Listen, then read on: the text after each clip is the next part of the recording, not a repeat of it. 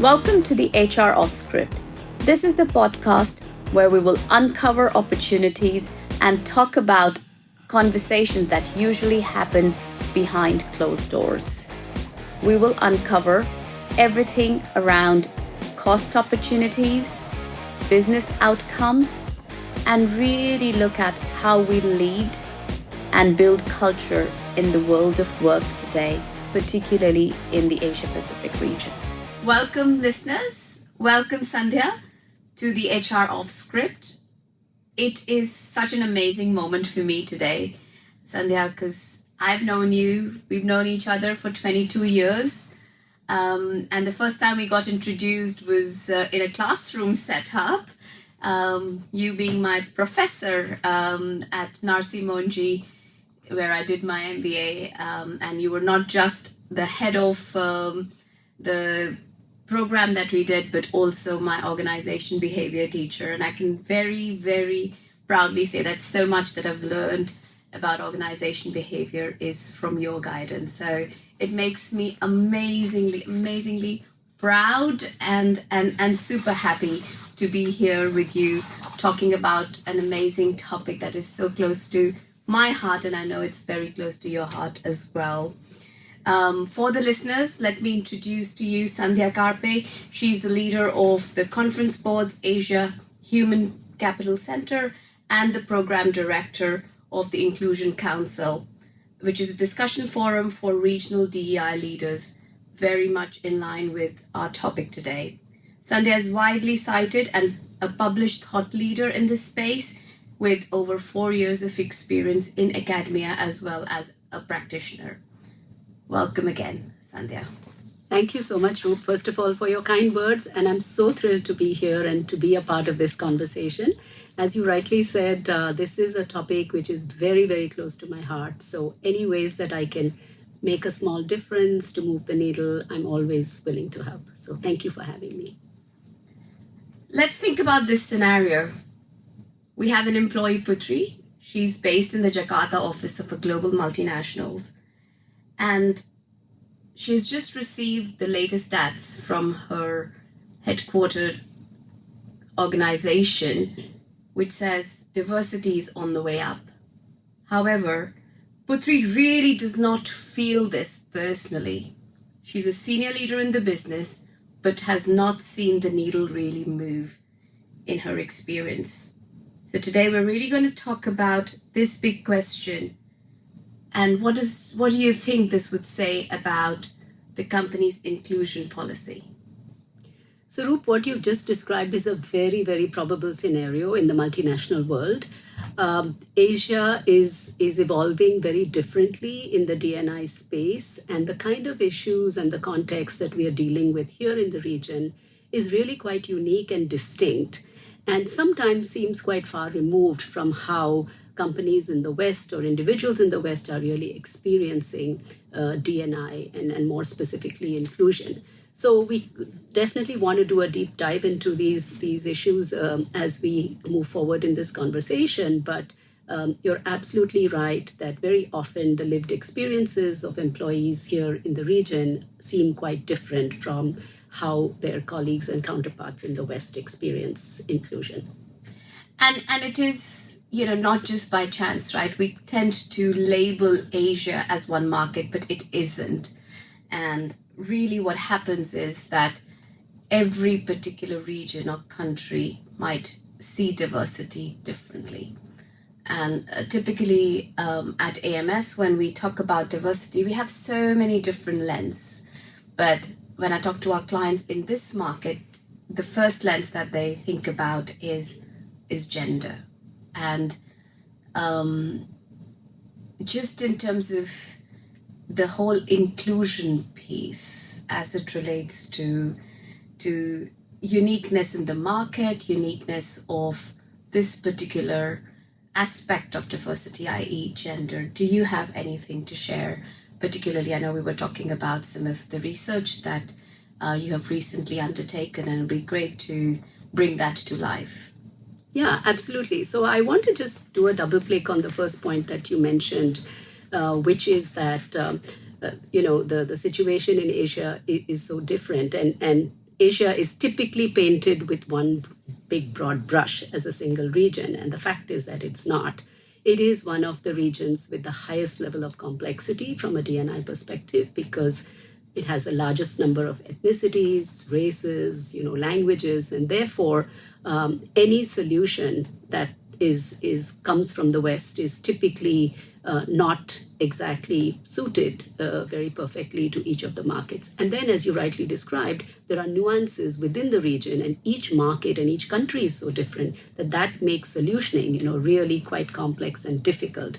And it also means that companies in the region really need to prioritize, where they want to put their resources, because each of the regions, the countries requires something that is very bespoke given the context and the challenges that they face. Coming to the topic of gender, that you just mentioned, gender continues to be a very tough nut to crack. And typically it has been one of the first elements of diversity, equity, and inclusion that companies across the world have chosen to focus on. So typically most D&I initiatives begin with focusing on gender. But sadly enough, while the investment in the whole gender initiatives has been quite strong, there has not been as much progress as we would have liked to see.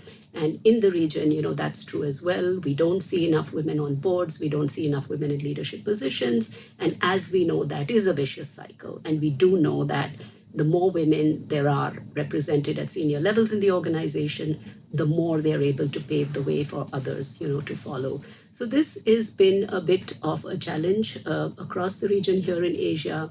I would also say that COVID has created a huge setback across the world for progress in the area of gender as well. So yes, a lot of unfinished business, a lot of more work to do. Absolutely. And, just taking on from that point, really from a Western world perspective, and, for reasons that I don't want to bring up in particular, but diversity is kind of somewhere being hidden as an agenda. And previously it was more about the statistical orientation of let's measure it, because if it starts getting measured, it will start getting done. However, my experience has been that that's all about an outcome, but the input really starts from inclusion. It starts from standing up for equity, and then the diversity will happen. Any thoughts on that, or any particular experience that you would like to highlight, particularly from an inclusion angle? Because again, as we go back to Putri in our initial discussion, the experience is about the lack of inclusion, even though the stats might say something different. Yeah, absolutely. You're absolutely right. I think there has been an over focus, if I might use that term, on diversity and on bragging about our statistics in terms of whether it's gender, it's race, it's ethnicity. But there is still a lot of work to be done in terms of enabling all employees to feel included and feel like they belong within an organization. And as we all know, the big elephant in the room here is the narrative in the US, which has changed since the change of the administration, and Western multinationals specifically are really challenged in terms of how they will move forward with their D&I initiatives. I think one of the good outcomes, of that shift in narrative is now the focus has shifted to inclusion. Less on D and the E, but really thinking about how do we create workplaces, that within which everybody can thrive. All employees, regardless of gender, sexual orientation, race, and ethnicity, can really bring their best to the workplace. And that's really what inclusion is all about. And Asia is moving in that direction as well. We hear a lot of conversations about how do we design workplaces for all? And how do we be mindful about not getting into a cancel culture where if you don't fit into one of these boxes, you don't matter. So every employee is important, every individual is important. And that's really where Asia, I see, is focused on. And to me, I think that's really a positive shift. Absolutely. I can and I can totally relate to that, because again, like you rightly said, I think when it starts with inclusion, then it's not about a specific category of people.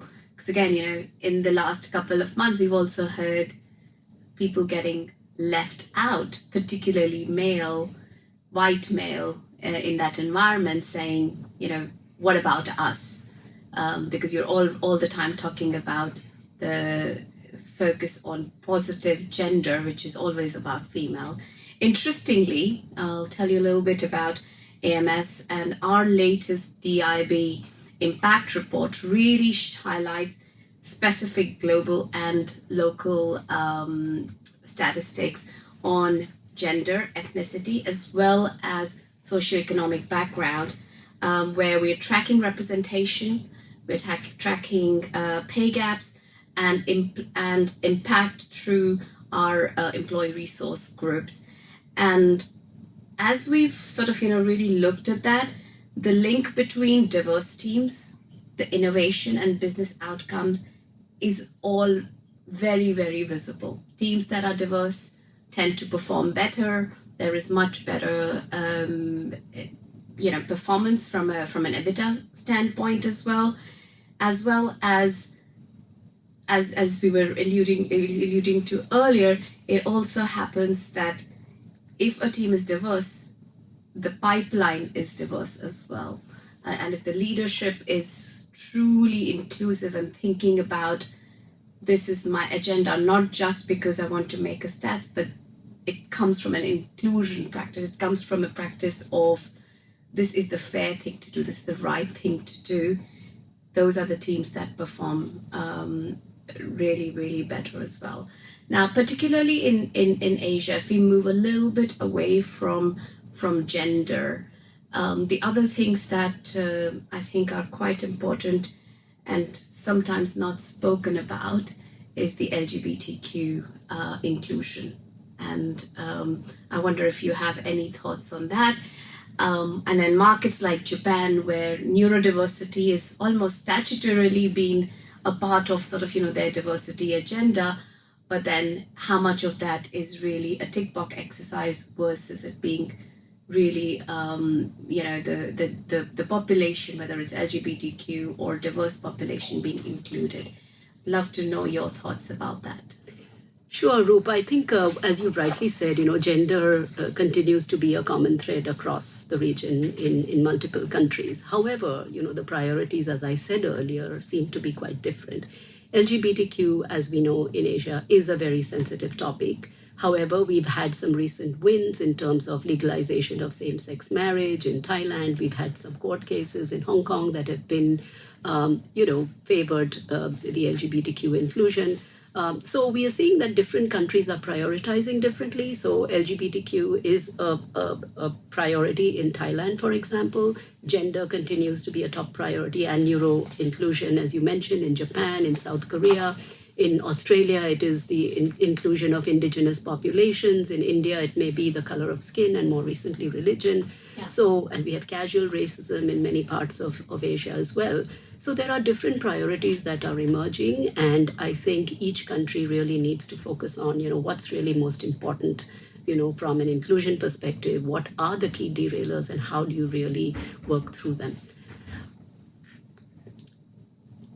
Yeah, absolutely. I think I agree with you that as inclusion grows, measurement will automatically happen, but ultimately it is about the experience of all of these individual parts of the workforce that is really important as well. I'd love to get us talking a little bit about how do we make this inclusion more authentic in this region. And again, I often talk to our teams about, we are naturally diverse, right? In Asia, because especially in Singapore, where a typical team will definitely have people from different religions, different countries, ethnicity, and there is a real melting pot here in Singapore. However, the undercurrents still remain. So I'd love for us to talk a little bit about some of the practices that have made diversity almost authentic and a big part of how work is done. And I think it becomes even more imperative in the AI age where the human experience is going to be the differentiator for businesses. From my standpoint, one of the things that I always talk about, and I'm going to take a quote from our founder and chairperson, Rosaline Blair, who says, if you can't see it, you can't make it happen. And I think that for me is almost like it's the first building block of inclusion. Love to hear from you. What do you think? Yeah, Roop, I couldn't agree with you more. I think Asia is such a rich and such a diverse region, and it's such an interesting mosaic of different cultures, of ethnicities, of race, of languages, and we haven't even scratched the surface in terms of leveraging the value of this diversity and its impact on business. And I want to touch upon what you said earlier, is there is enough evidence to prove that investments in diversity and inclusion really result in very positive business outcomes, whether it's collaboration, it is innovation, it's creativity, it's even, retention of employees who feel much more engaged and much more loyal. So there's definitely a very strong business case around it. So yes, I would say that that is something that we need to continue to power on with. In terms of bringing it to life, I think some of the challenges we do face in the region is hierarchical cultures, and this is prevalent across Asia, as we know. And as a result, employees who are lower in the power structure may not feel very empowered to really share their points of view. So I think psychological safety and creating a culture where people across the organization, regardless of who they are and wherever they are in the power structure, have a voice is really going to be key. And we are seeing a lot of our members of the conference board, as well as the CHROs that we engage with on a regular level, investing on that very basic foundation, which is how do we enable people to really share their ideas, share their concerns, share their challenges. And that's kind of where it all starts. The second thing I think is about leadership. It has to start from the top. You need champions in the boardrooms, in the C-suites, who will really push this agenda forward. And that is why, explaining the business case is very critical, because, people at that level, especially in this context of, cost cutting and, difficult economic conditions, will care about what is the ROI on this, what is the business impact. And I think that's not very hard to prove. But more importantly, I just want to say that it's the day-to-day manager who makes the difference, because my lived experience is really influenced by the person with whom I work. And so I don't think there's enough emphasis. We talk about senior leadership, we talk about junior folks, but we haven't talked enough about what can day-to-day, managers do. So I think emphasizing coaching for managers and how to really deal with situations where people feel excluded, how creating a culture of psychological safety. I think these are really the critical levers of success. Yeah. If I was to paraphrase, what you've said, I think three key takeaways from our conversation are clearly coming up.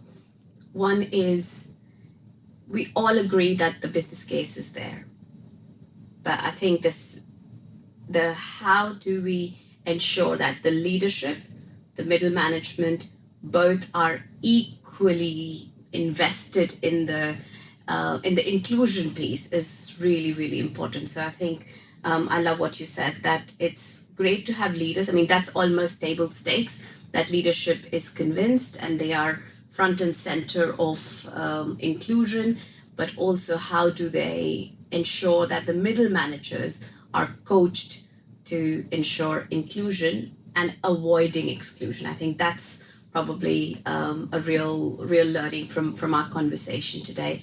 And thirdly, probably what is all encompassing this is an organization culture of psychological safety. I couldn't agree with you more that sometimes is missing, particularly in an environment like that, where we talk a lot about growth mindset, but at a individual level, people might not feel that. And going back to the Putri story, I think that's where, if I was to put myself in her shoes, looking at stats and saying, amazing, in an area that's far removed, miles away from Indonesia. Yes, the statistics look great, but her experience of being a leader in this particular market hasn't been the same. And I think the takeaway from me, from these three key pointers, is how to ensure that if she is a leader in the business, that she has her voice heard, and she also ensures that she's coaching her managers as well as raising the voice with her own leadership, to be able to say that we're not feeling that included. And also, I want to say that the opposite of exclusion is not necessarily inclusion, and the opposite of inclusion is not necessarily exclusion as well. And somewhere in that piece, we haven't spoken enough about it today, but it's the belonging piece. How do we get that belonging to the organization through the culture and the creative things that we are doing around? What an amazing conversation. Thank you so much, Sandhya. Appreciate you taking out time of your morning, and I've really enjoyed our conversation. Thanks once again. Let's continue this conversation. Absolutely, Roop. It was really a pleasure to work with you on this, and I think we need more and more people in the conversation. So really thrilled to be here, and looking forward to seeing all the great work you will continue to do in this space.